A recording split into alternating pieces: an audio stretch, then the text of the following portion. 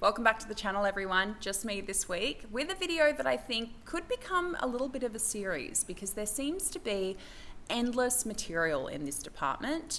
We are going to be reviewing truly bad recovery advice. And I think this can be helpful if you might be supporting somebody who's going through recovery in a good humored way, just to kind of like gently guide people from that perspective. And also to provide just a little bit of levity for people who are going through the process. This can feel like a dark and heavy process, and I sometimes think we need to add a little bit of like lightness and humor to it as well. You can see from my background, I'm not in my usual spot. I have been on holiday over in Bali. Well, kind of on holiday. I also went and checked out the most beautiful and magical retreat space. That is a dream of mine coming to life in 2025. But not going to get into that offering until we have more information. I do have information at the end of this video about my current baby, this dream that I've had to package together the most powerful recovery coaching skills that I've been able to teach people over 7 years, with the walls that people hit the most, like body image, like self-talk, like goal setting, and putting it into a really accessible course for people. So please check out the information at the end of this video to get into that. But let's get into some of this recovery advice and unpack why it might be unhelpful, to put it mildly. The first one, that it's easy. There were quite a few of these and versions of them, and many of them stemming back to representations on social media, a really diluted down, oversimplified, prettied up version of recovery or projection of recovery, that it's just about the food, that it's that simple, that it is just about the food, which for some people it could be. Most people, no. By the majority, not going to be as simple as I was scared of food, I ate it, now I'm over it. Just not how it works for the majority of people.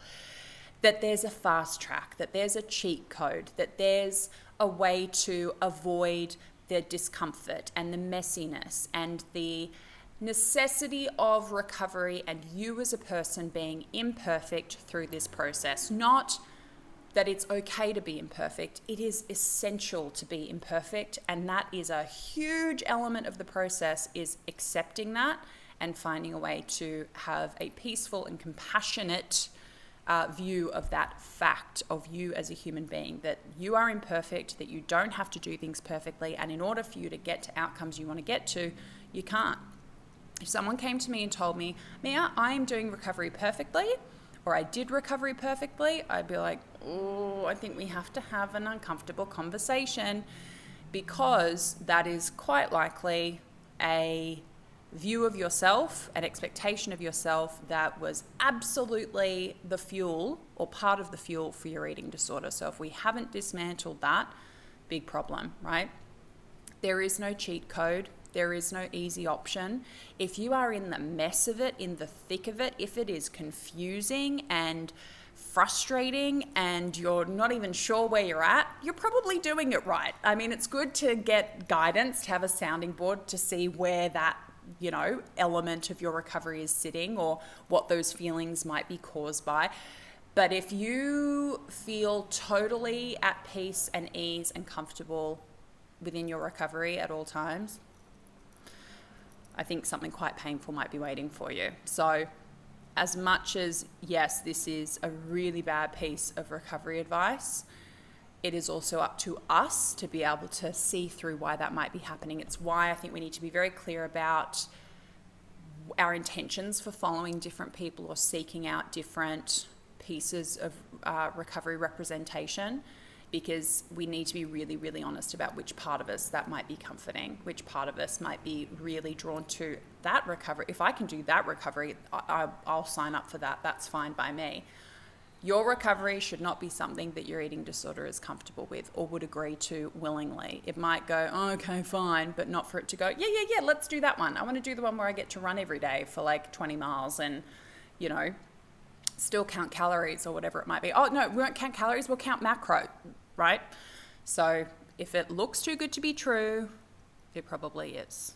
Next one, that you have to treat only the eating disorder first. You can't focus on comorbidities. This one is so nuanced, but I totally agree with the fact that just that blanket statement of like, we have to treat the eating disorder first and nothing else. often boils down to like we have to focus on like the food stuff with this person and absolutely nothing to help them feel supported from the perspective of like anxiety, low mood, trauma, whatever it might be. Now, there are obviously specific things that we have to take into account, particularly with something like trauma work. If we're going to take somebody through a process like EMDR, which is not my job to do, but I'll be on teams with people who are doing trauma work, we need to make sure that some of the timing is appropriate so that people are cognitively able to engage with that and it's not going to be additionally traumatizing or just inappropriate, right? But I totally agree with you. This idea that we just like deal with the food and the body stuff, but we keep people in this state of distress or don't help them go into some of the layers which might be supporting their eating disorder seems just incongruent with the whole process, because recovery is such a process of there's so many revelations, there's so many things that we have the opportunity to learn about ourselves and our mechanisms and the eating disorders mechanisms, and figuring out which of those are separate, which are the ones that actually feed us in a healthy way and which are the ones that are actually supporting our eating disorder in an unhealthy way. Not allowing people to like explore that and gain those insights, I think can stop people from maybe like connecting to bigger motivators than just like, I'm over it, right? And then the distress piece, right? If we're giving people the impression that, oh, we're just going to get you to do things that keep you in a state of distress, and then we're not going to explore any of the sources, I don't know that I'd want to keep doing it either.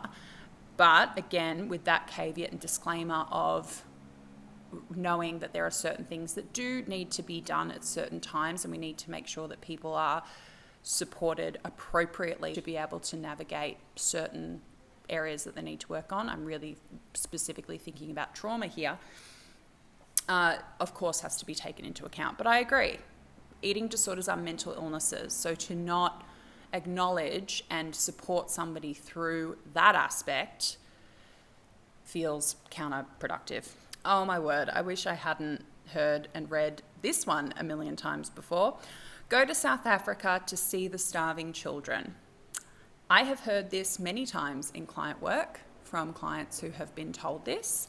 I have read it in many comments that have been left for me all over social media. It has come up in discussion with people who I'm talking to about what I do for a living, who are particularly ignorant about eating disorders. Very often this comparison will come up, and it absolutely speaks to that stigma that eating disorders only impact a very privileged part of the population, which the statistics absolutely do not reflect. Eating disorders do not discriminate. I had insight into this as an advocate for sure, but then especially when I started Beyond Body, and this is part of the reason why we built the team and hired people all over the world, was because we hear from people from all over the world. I would have to really push myself to think of regions where we haven't heard from people. I don't think there is one. And it is not just that there is diversity by region, but by socioeconomic background and obviously gender. And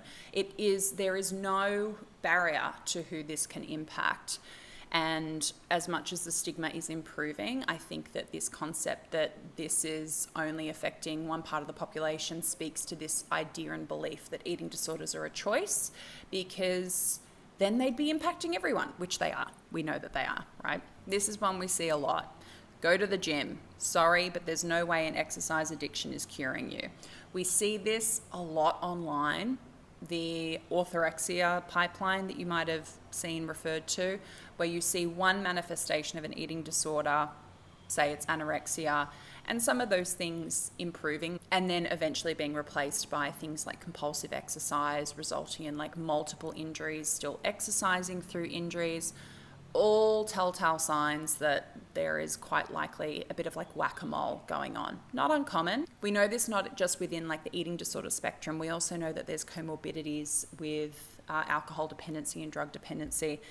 That can also be an issue. So there can be a little bit of behavioral whack-a-mole with eating disorders, and this is a big one.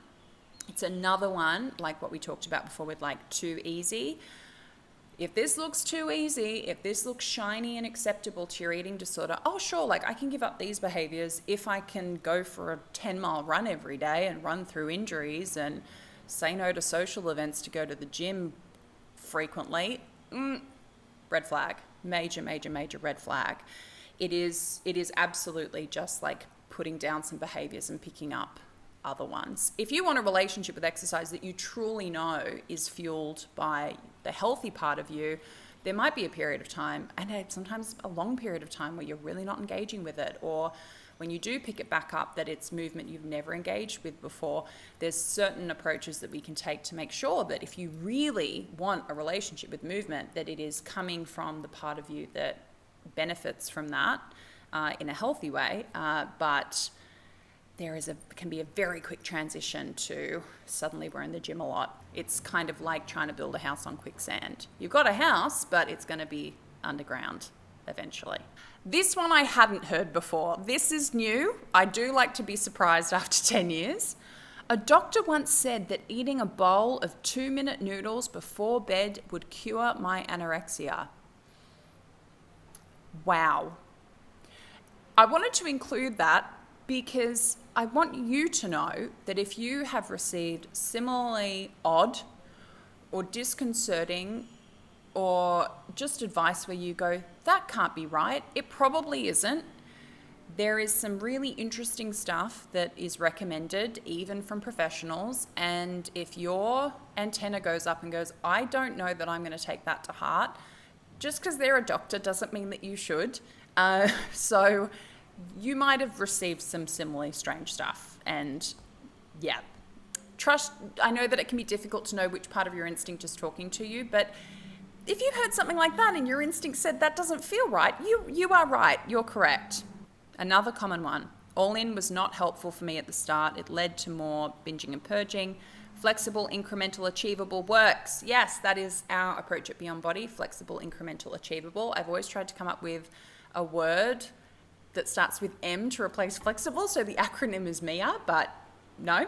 Yeah, I think that all in for a lot of people was that it is easier, it's faster, it's simpler, it's just about the food. And I know that since it had its peak a few years ago, I have heard from and worked with many people who were very much let down by the oversimplification of all in, or the fact that all in was just not at all appropriate for them because it didn't address the complexity of their eating disorder, which, as I've said, for most people, there's a level of complexity. And I've made videos talking about my concerns with all in.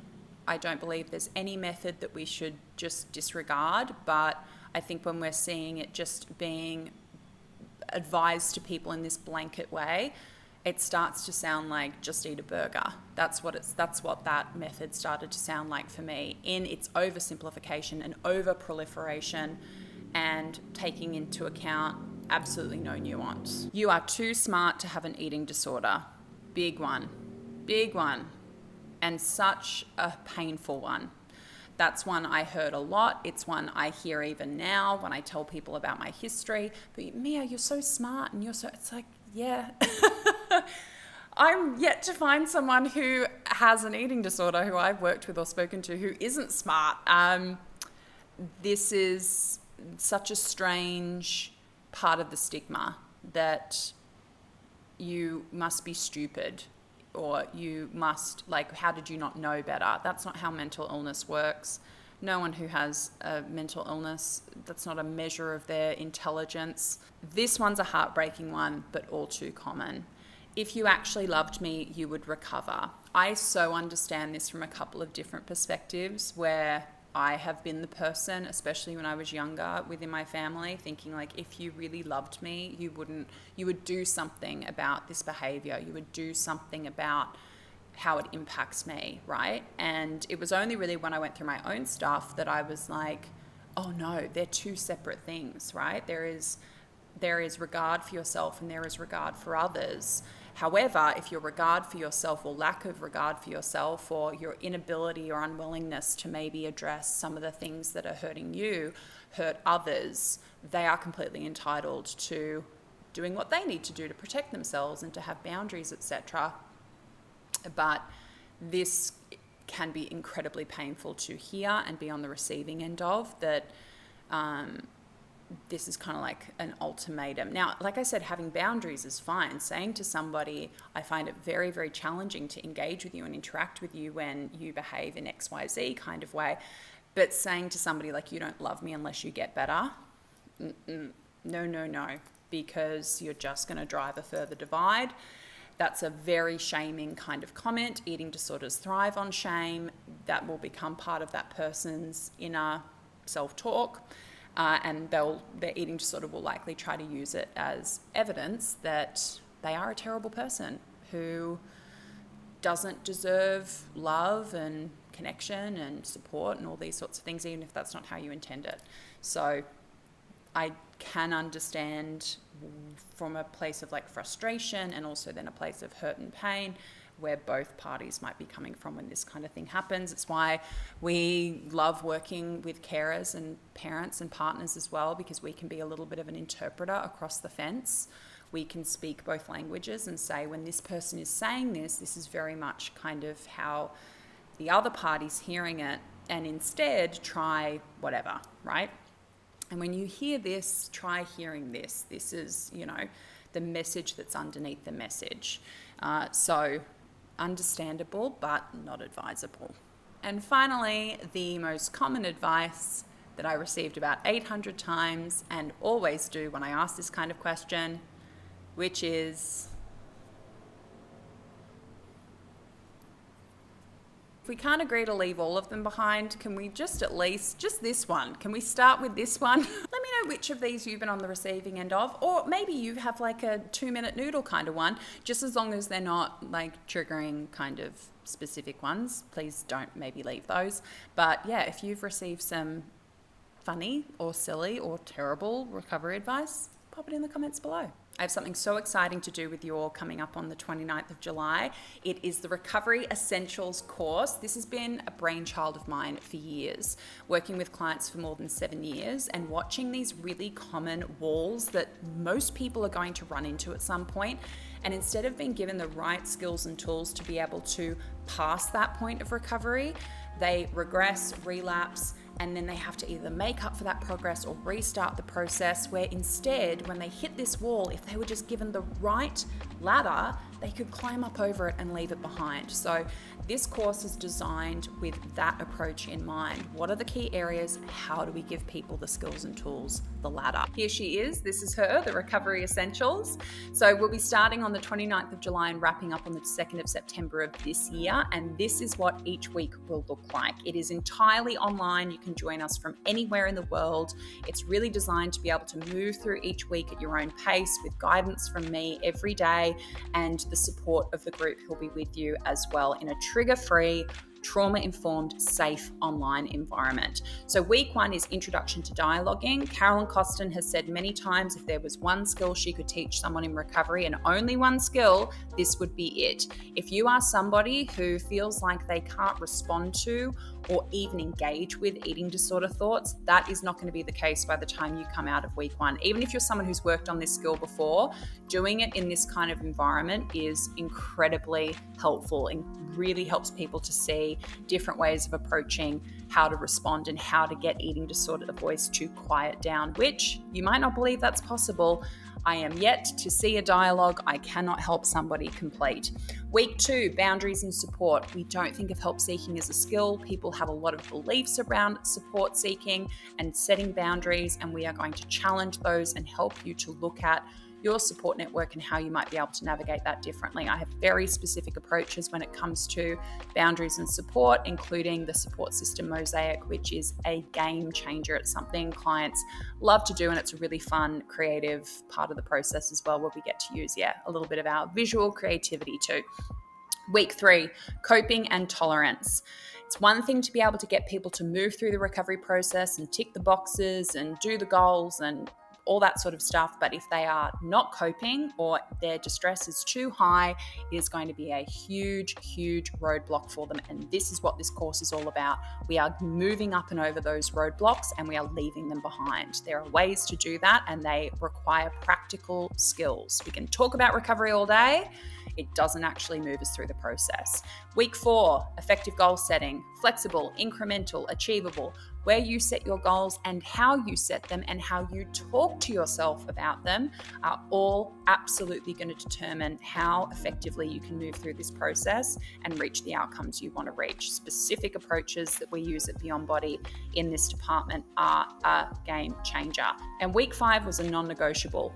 Body image, biggest wall I see people run into, biggest wall I see people run away from, and then have to start the process again. It doesn't have to be like that. And then we're going to be combining all of this together. You'll see how it all works together, how the dialoguing then support the goal setting, how the coping and tolerance skills that we've worked on then support you through that process, how the help seeking in the group with your fellow participants and with me will ease the burden. It's all designed to mix together. We have a 1-hour Facebook Live at the start of every single week. All of them are recorded so you can watch them back at your leisure to talk you through what we're going to be discussing and working on that week. There is a video which is uploaded on that Monday, which then corresponds to your weekly workbook, talking you through all the activities that you'll find in that workbook. The cost works out at less than $100 Australian a week. If you pay full price, the $490 is upfront, but we also have a 4-week payment plan where you can pay for the first payment via the website, and then we will send you 3 invoices in the following 3 weeks. You would need to make that first payment on the payment plan by the 21st of June. The payment plan won't be available past that point. The link to the ticket page is in the description box below. You'll see the 2 prices there, the full price and the first payment plan price. And there's also a very detailed breakdown of the 5 weeks together in there as well. Some of those tickets have already gone, so it's a good idea to jump on that as soon as you can. I'm so excited to do this with you all in July. And if you have any questions, as always, pop them in the comments, send me an email. I will see you guys with another podcast episode next week. Bye, guys.